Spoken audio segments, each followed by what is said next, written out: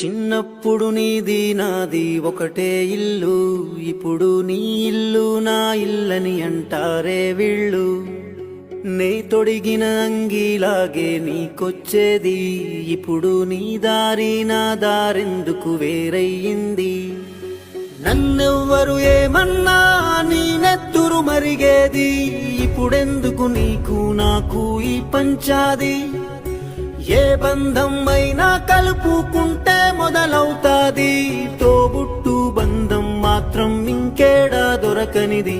నేనున్న గర్భంలోనే ఏడాది నువ్వున్నావు తమ్ముడా, ఇప్పుడు నువ్వాడా నేను ఈడా, మనకెందుకు అడ్డుగోడ తమ్ముడా.